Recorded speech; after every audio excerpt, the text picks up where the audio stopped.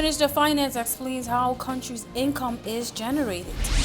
A look at special needs in the adult population, and Integrative Commission hosts behavioral seminar.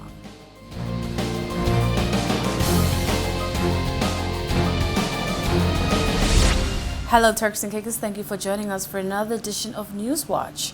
It's Monday, November 8th. I'm Latoya Walken, and Newswatch starts now.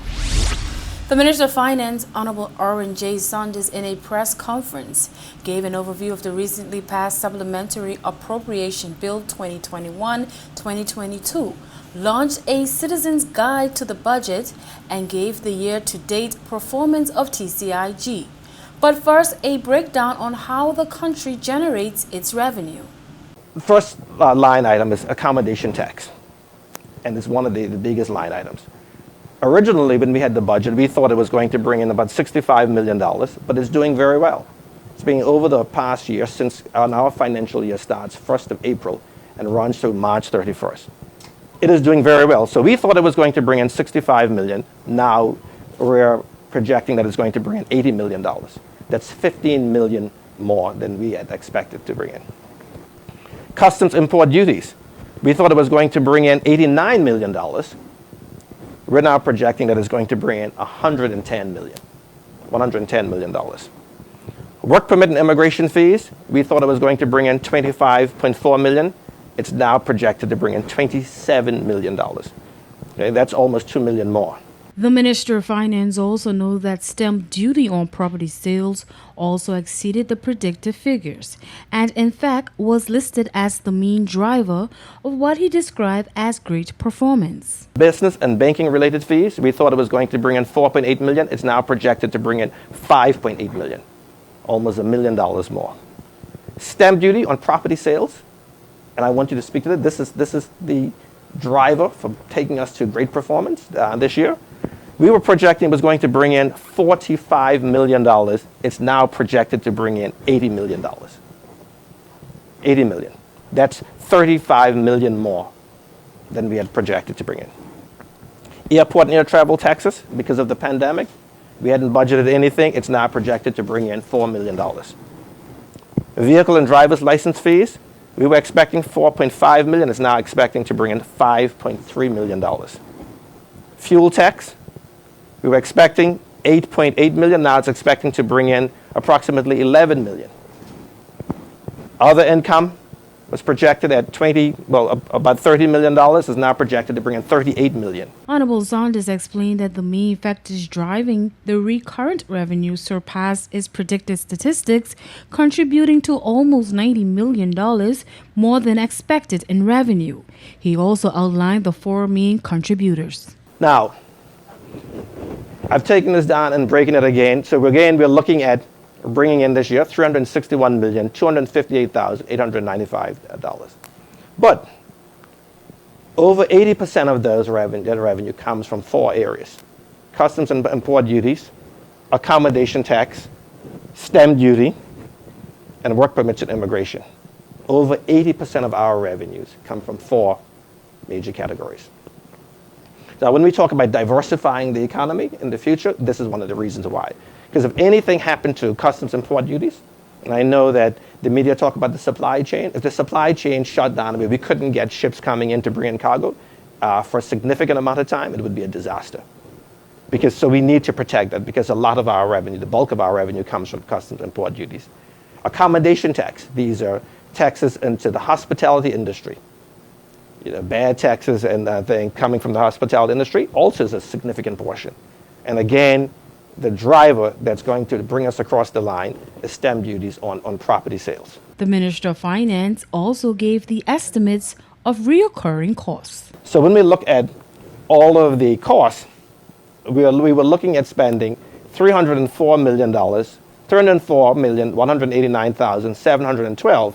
Now we're looking at spending $302,898,384. So we have a savings of $1.3 million. Now this is just recurrent costs. This is not all capital items and everything. These are the costs that we expect that will occur again next year.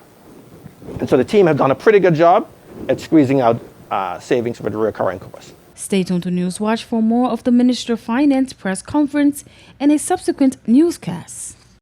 Jazz Walken, education officer responsible for special needs education, says government is addressing the much-needed development of adults with special needs. Walken says while it is long overdue, there is no time like the present. During his interview with PTV, education officer responsible for special needs education, Jazz Walken shared that another very important aspect of the developments for that unit is advancing education for adults with special needs to be able to integrate into the workforce. The purpose of primary, secondary, and tertiary education is to prepare young adults or children, then become young adults and then adults for the workforce. And if we're promoting inclusive education, or if we are saying that we are an inclusive society, then we've got to factor in individuals with special needs. So the labor laws, the employment laws, and regulation have to reflect that there is some provision for special needs employment. Walken says there definitely needs to be some review to the employment legislation for persons with special needs in order to pinpoint the different professions in which they can showcase their efficacy depending on their levels of performance and in turn be able to provide for themselves and their families. We need to consider making sure that if an individual have the cognitive capability, but they have a physical disability that could impede their mobility, but they can perform a function, they need to be interviewed and hired. And at the same time, too, we have to look at our economy and identify jobs that the people with special needs that may not be as high functioning as those persons who don't have a cognitive impairment or a physical disability, but can still function. How do we employ them? Walken, a person with special needs himself, says employment readiness and integration for these persons will also assist the Turks and Caicos Islands government. The problem with special needs as it is in this country today, and I make no apologies for saying this, is that we are not considering the reality that if we don't provide these people with the support services now, we will be responsible for them for the rest of their life. The education officer says the reality is that these persons can most times carry out an abundance of functions needed to integrate into a rewarding workforce which can benefit both them and the country at large.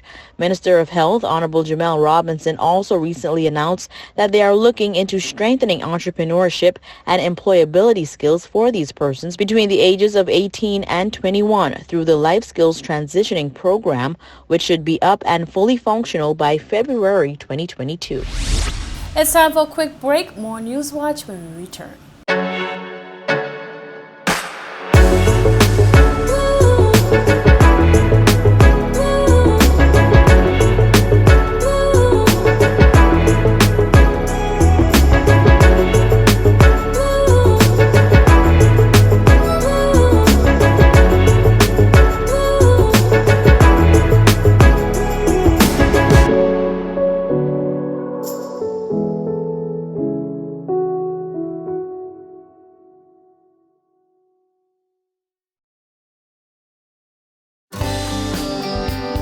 This is a reminder that all PTV service accounts are due on the first day of each month.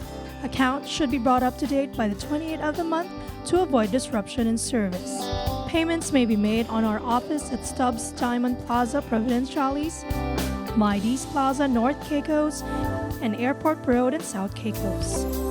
Payments may also be made online using Scotiabank, CIBC First Caribbean Bank, and Royal Bank of Canada. Please allow 3 business days for online payments to be processed. We thank you for your cooperation.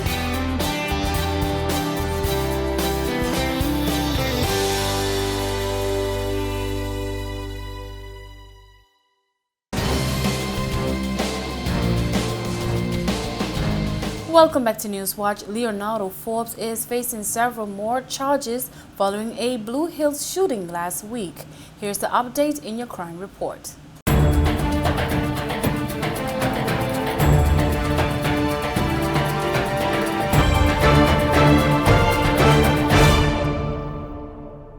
35-year-old Leonardo Forbes of Blue Hills Providenciales, who was recently charged on November 1st for keeping 3 counts of firearm, keeping 3 counts of ammunition, is facing additional charges.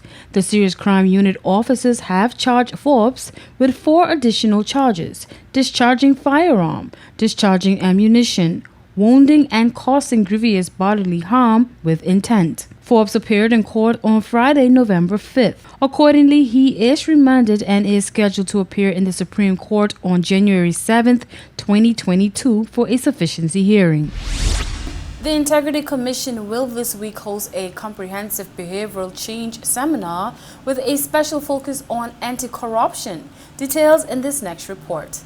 Inherent in the role of the Integrity Commission is dealing with anti-corruption, which is infused with behavioral expectations, whereby specific behavioral outcomes are ultimately the desired end result. This week, the Commission says they accept that critical to this change is not only educating and informing people, but influencing the mindset and its processes to transition from knowing to doing what is right. It is with this in mind that the Commission will be hosting a behavior change seminar from Tuesday to Saturday this week. The seminar will have a special focus on anti-corruption, and it is purposefully directed at behavioral goals and not directed just at awareness creation or advocacy or public education. The Commission says the event will engage personnel from all ministries across government sectors, other entities of good governance, and other stakeholders. The seminar will include a mix of lectures, technical sessions, discussions, and interactions with the participants, with particular training interface techniques. Participants will develop their skills in applying the 10-step communication for behavioral impact approach. They will also design a strategic communication plan for behavioral impact regarding reducing corruption in the Turks and Caicos Islands. By the end of the workshop, each working team of participants will complete a partial draft behavioral plan for presentation on the final day of the workshop.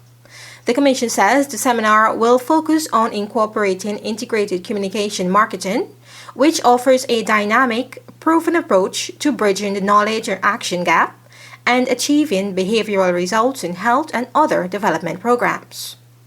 Dr. Everal Hussein, a senior communications advisor consultant at the World Health Organization, will be engaging the participants during the 6-day event.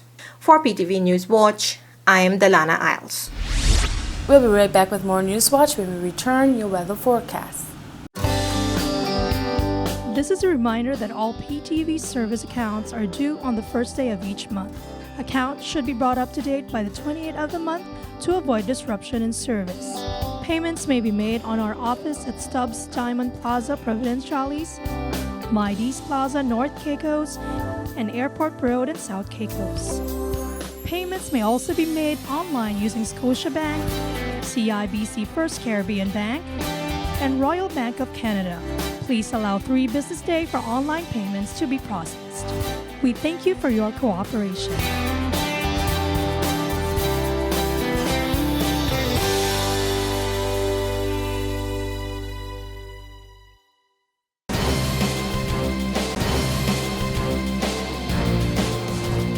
Mixed weather patterns across the Turks and Caicos Islands. Here's your weather forecast for November 9th, 2021. Starting in Grand Turk on Tuesday, scattered thunderstorms, high 82, low 78. Winds northeast at 10 to 15 miles per hour.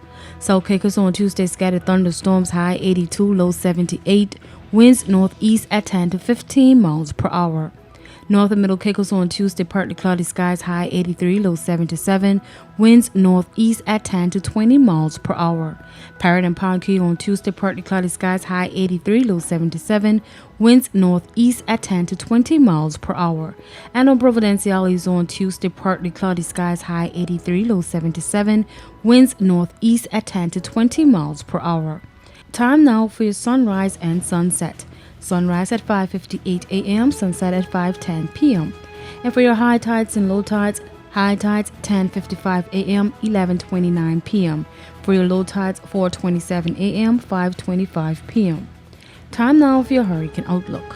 For the North Atlantic, Caribbean Sea, and the Gulf of Mexico, A non-tropical low-pressure system with storm-force winds is located a couple of hundred miles east-southeast of Cape Hatteras, North Carolina. The system is forecast to move east-northeastward during the next several days, and it could gradually lose its frontal characteristics by midweek over the subtropical Atlantic Ocean.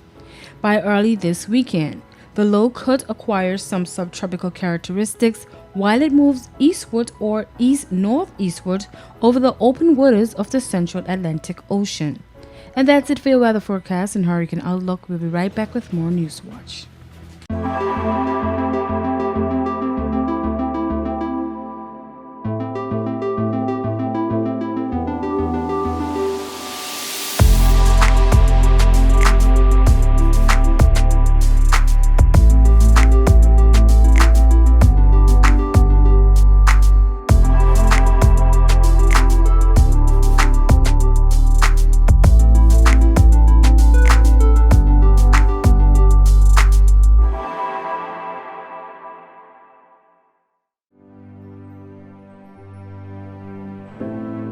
Here at People's Television, we're more than just your leading news and entertainment services. We are spreading the gospel.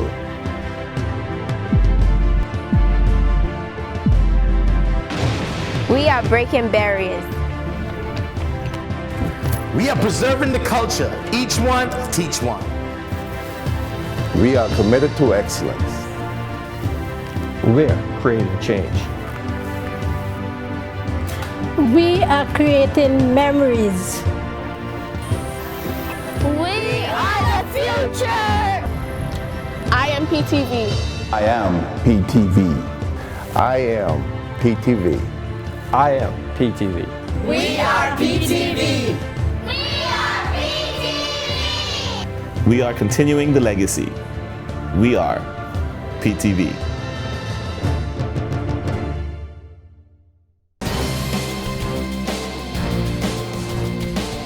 Welcome back to Newswatch. We take a look at the country's latest vaccination statistics on the road to an 80% vaccination rate. Here's more.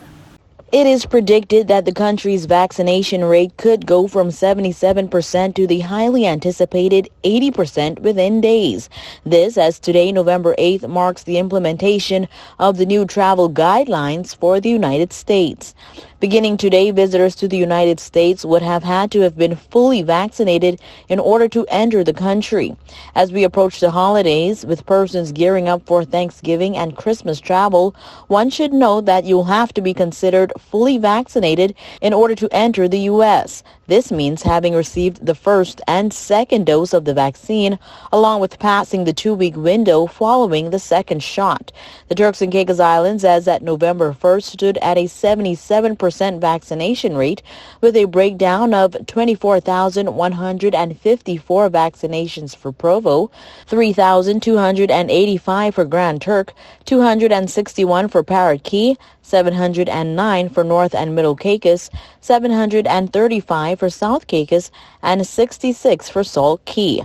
27,133 persons have been fully vaccinated, receiving both doses of the medication, while 77.5% of the adult population has been inoculated. Since its arrival, 2,678 booster shots have been administered.